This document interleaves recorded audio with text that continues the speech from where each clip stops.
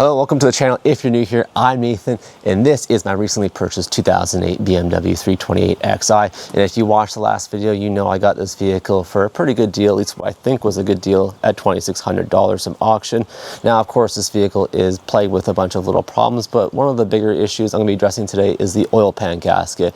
Now, because this is the all-wheel drive model, this is going to be a little bit more in-depth because there's going to be a lot more to remove just to get to the oil pan. But this video should be rather interesting, especially because now we're in the rainy season. So I've already gone ahead and done a couple things just before filming here, just to save some time. So I did remove the cabin air filter and that assembly right there on the rain tray, and then the engine cover, because you will need to get access to the top bolts on either engine mount, which is one here and one over here. So one of the next items I'm going to do is actually remove the axles on either side, and in order to do that you need to get off the axle nut on either side. And then once I've done that, I'm going to disconnect the lower control arms and also the sway bar end link right here, and then that should free up everything just about from the subframe. And then I can push the CV axle out through here, which I'm gonna use a special tool for that. I'll show you guys that in a moment. And that's just part of it. There's still a lot more to do. So once I get that done, then it should be a bit easier to actually get some more stuff accomplished. A lot of you will understand the struggle of working on a car in your driveway and trusting the weatherman, and that you can never truly trust them, because as soon as you start working on your vehicle, the rain will come. So I removed the top bolt for the engine mount here. And as you can see, it's a long extension you have to use. Now that I removed the nuts on the top of the engine mounts, it's time to put the brace, or support as some people call it, just to hold the engine, because again, I will be dropping the subframe, and you obviously need something to hold the engine up, otherwise it will crush you, and that will not be a good time.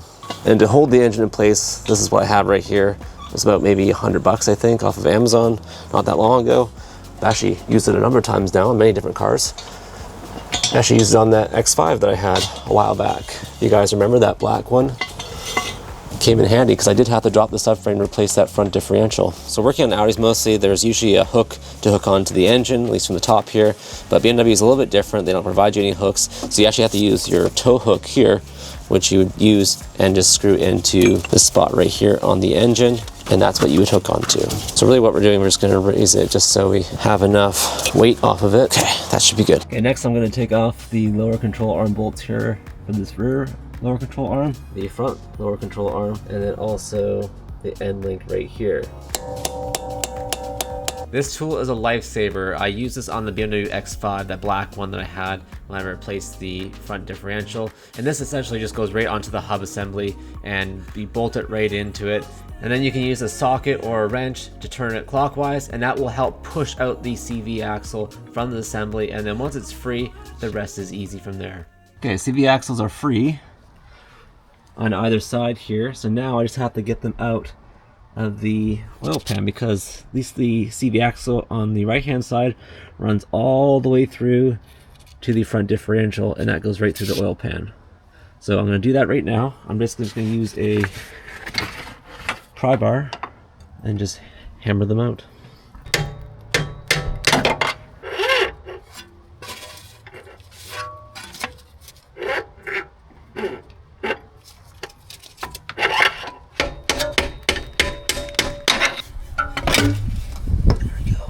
Alright everyone, back underneath the car here, and fortunately there's not a whole lot left to remove, or at least undo.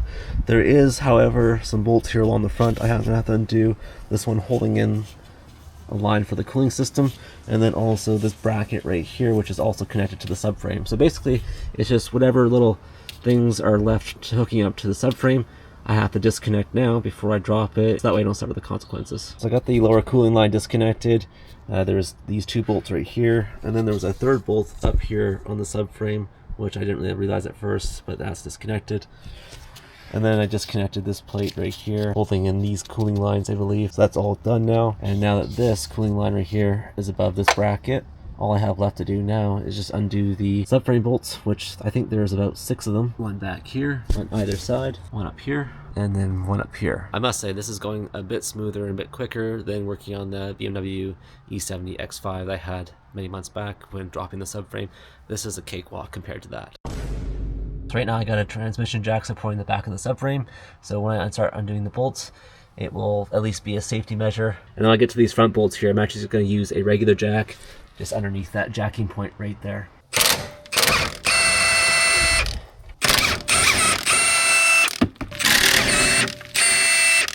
Ooh, that's, oh no, that broke right off. Uh-oh, that's not good. Oh, it's not the end of the world. Okay, that's a better one. So now I'm gonna do the front bolts here on either side, and then I'll slowly lower the subframe. Unfortunately, the subframe was seized to that broken bolt there, so I had to use a lot of heat, and then bang it with a hammer, and then eventually it broke free.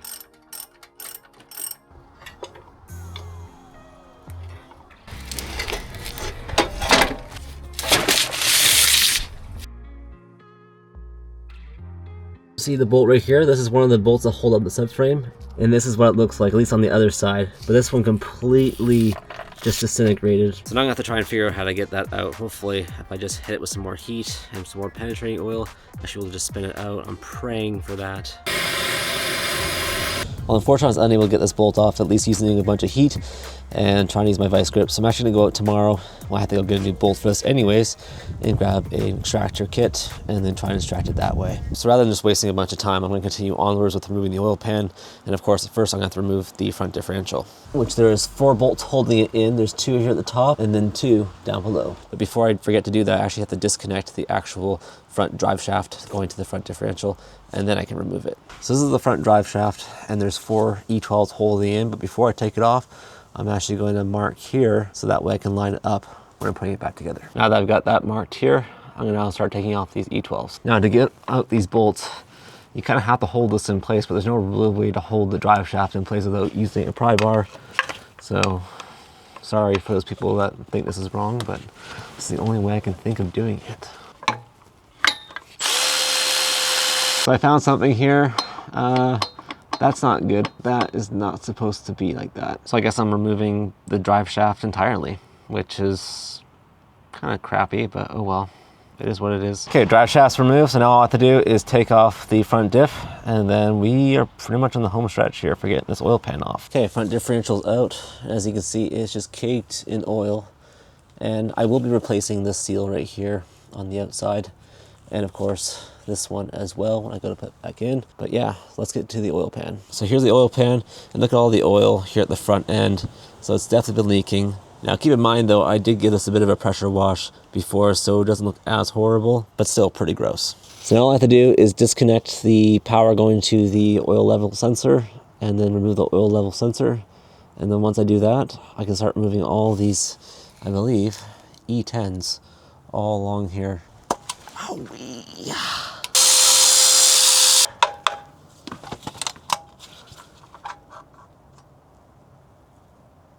Now that the oil level sensor's out, now it's just time to get all these E12s along the whole oil pan off.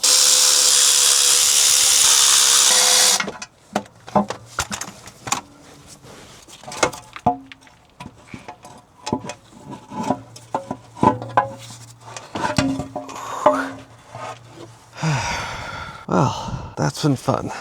Well, there you have it, folks. This is the oil pan gasket. And you can tell it was leaking really badly right around here. And that kind of makes sense because you have some leakage there. And it's already disintegrated, as you can see. So we'll have to get this cleaned up here and then put on a new gasket.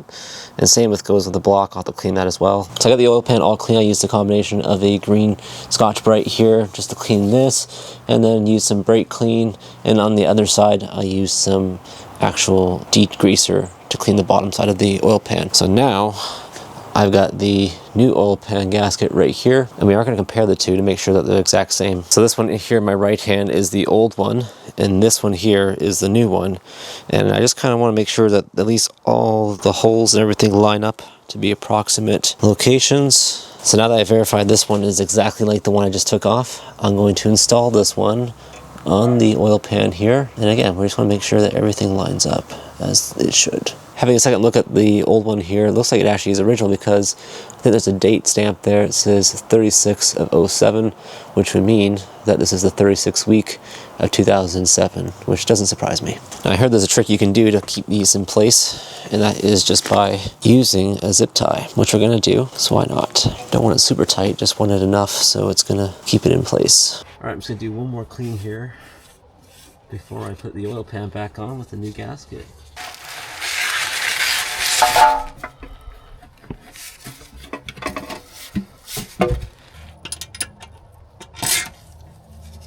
Well, it's the following day, and I pretty much wrapped up almost with the oil pan, at least putting that back on. I still have to torque the bolts, but I was pretty tired at the end of the night, so I decided to just call it a day. And now I'd rather we'll start the day off with something a little bit different than finishing off the oil pan. And that's, of course, getting this old subframe bolt unstuck. So I'm gonna try a different approach today. I'm gonna use more heat, and then actually use something like this, which is like a little, I guess, nut remover, I guess they call it. So we'll see how that works.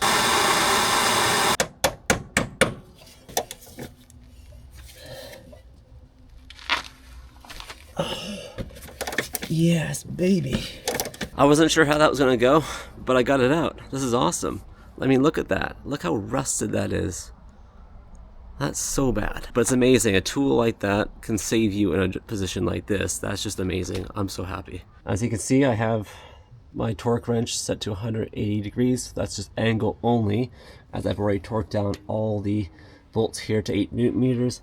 So first I'm going to start off with these 3 in the center, turning these ones 180 degrees.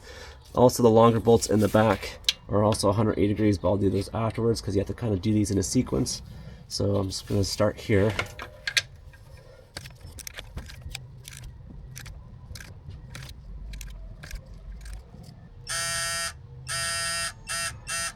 So as I'm turning all these other bolts here to 90 degrees, I'm going to use a paint marker just to know that I've done it.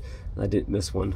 Alright everyone, here's the front differential, and I'll be honest, I wasn't going to replace the seal here, but I did notice that it was broken on the inside, so I am going to have to actually replace it now. Unfortunately, I have a new one here from BMW. Oh my goodness, this is really in there.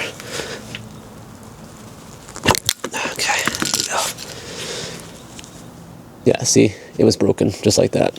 I'm going to get this quick clean though.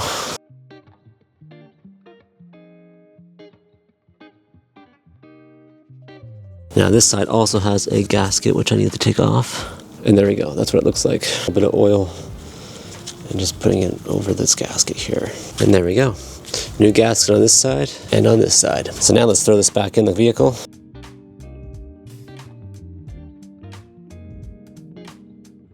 Now one thing I forgot to do was take off this side here of the oil pan and replace the gasket just like I did on the other side that has the front differential. Subframe's ready to go back in. As you can see, I have sprayed a little bit of this silicone on top here to help prevent future rusting, and I have the new mounts on either side and also new hardware. All right everyone, as I'm putting things back together here, I just want to show you the axle coming back through the hub assembly because you do need a tool to pull it through. There's just no way you can force it through. So I'm just going to use this tool here, which is part of that same kit, which I use to push it out. So basically I have it attached here, and I'm just going to use my crescent wrench. And we're going to turn it through just like this. And just like that, it's pulled through. I know this video is getting a little bit long because this is a big job, of course, and there's just so much to cover, but there's still, unfortunately, quite a bit more, and unfortunately, there's still some more things I have to do before I can just magically start this thing up and show you guys the end result. And of course, that is addressing the oil filter housing gasket here, because I mentioned that in the first video, so if you watch that, you'll know I mentioned that problem. And then, of course, the serpentine belt and the pulleys, because they're making some squealing noises, so I'm going to have to fix that as well. So rather than make you guys watch a separate video, I'm just going to get it all done here in this single video, so it's going to be a little bit longer, so hold in there. Now, first thing I'm going to do to address the oil filter housing gasket leak is actually just removing the oil filter, because I might as well, because I'm going to replace it anyways, and then do that first, and then start to dismantle all these connectors here, and then take off this cooling hose right here. There's just 2 connectors, one right here, and one up top here. Alright, now that I have these disconnected, let's take off the oil filter.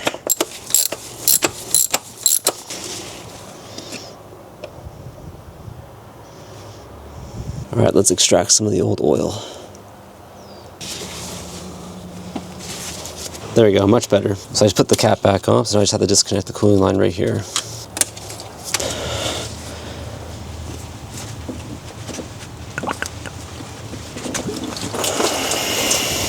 Now that cooling hose is disconnected, I actually just stuffed it right in here, which is something you could do if you're doing this at home. Saves you from having to lose a bunch of coolant. I mean, obviously I did lose a little bit, and I can top it up later. So now it's just time to remove these E10s. I believe there's one here, one back here, and then there is one hidden.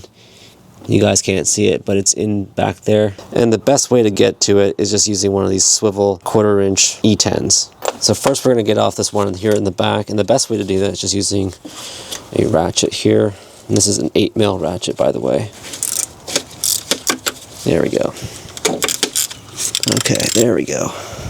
So this was the best way to do it. Just have a longer one here and then have this one. It's kind of a swivel along with another swivel in there.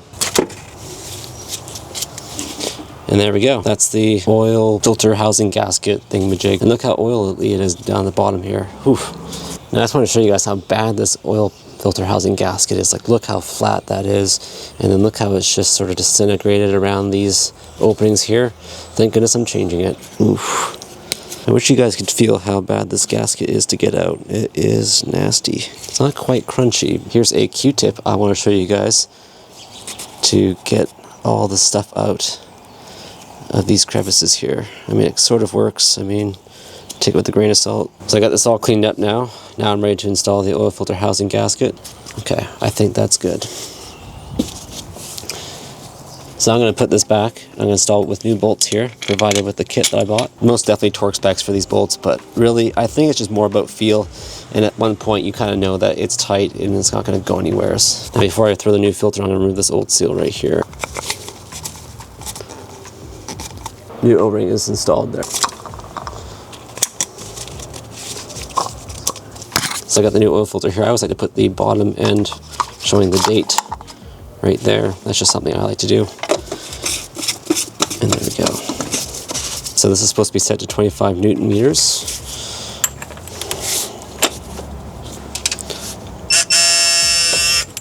And that's it. Not very much, actually. And I came down here, replaced the crush washer, and just torqued this down to 25 Newton meters. Next on the to-do list is the Serpentine belt here. Replace that along with the pulleys, because these pulleys are making some squealing noises, so it's time to replace those, and it's very common for them to go wrong on these vehicles as they age. All right, everyone, before I take the belt off, I'm actually going to take a photo here just so I know what it looks like. So next I'm going to take off this tensioner here. I'm just going to use, I believe it's an E14 right in there, and that should break that bolt right free. And then I've got to take off this pulley over here, and that's pretty much it. All right. Take off this old tensioner here. Actually, you know what?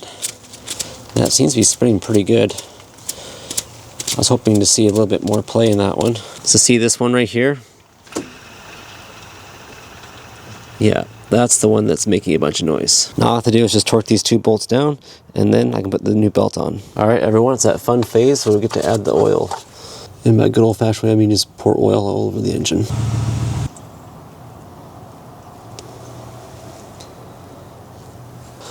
Okay, I'm going to add about 0.8 liters, and that should give us the 6.5. All right, everyone, it's now the time to start this thing. Now, this is not a big job. I didn't tear the engine apart or anything like that. Well, sort of. But it's still a big job, and nothing's more satisfying than to figure out if it all worked out in the end. So let's start it up. Sounds normal, lifter tick. I can hear it already. Again, that lifter tick will go away after a while. That's just normal. And also this vehicle has been sitting on and off for quite some time. So let's go check underneath the vehicle now, see if there's any oil leaks. Well, all looks good so far.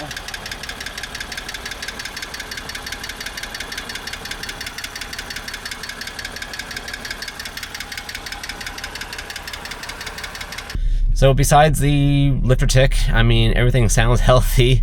I mean, that lifter tick is kind of annoying, to be honest. Now I know why people really get worried about it and also freak out thinking that their engine's gonna explode, but it's just normal. And again, once this vehicle gets driving, it should clear up more. But for now, I think this is pretty much it. All right, the new drive shaft arrived. And in case you're wondering why this one here was bad, the new one, nice and smooth in all angles. And the last thing to finish off this job, of course, is clean under trays. If you guys remember in the last video, the under trays were just caked in layers and probably even years of oil because of that oil pan gasket and probably other leaks that happened over that time. But this is so much better, so I'm gonna get this reinstalled and then let's get it out on the road. All right, everyone, I'm back out here on the road with the 320 Xi, and what better way to be driving it than in the pouring rain, where that all-wheel drive system can really come to light. Now, I'm so excited to be driving this thing again because it seems like forever since I drove it. I mean, technically I only drove it partially home and that was it until I had to tow it back. But now I feel so much better, at least I can sleep better now knowing that this thing doesn't leak a drum of oil over a short period of time. And not only that, it drives so much better too. I mean, that drive shaft that I put in, it made such a huge difference. I mean, I definitely could feel the difference in low speeds, and especially out here on the highway now, it drives so much better. Now, there are still some things I'm gonna have to address. Of course, the tire pressure monitoring light is still on, which I think I know the solution to that, and also some cosmetic fixes that you'll have to see in the next video. So if you did enjoy today's video, be sure to hit the thumbs up button, and also consider subscribing so that way you don't miss any future content like this, and also check out my other car projects and car reviews on my channel. And until next time, take care. Bye now.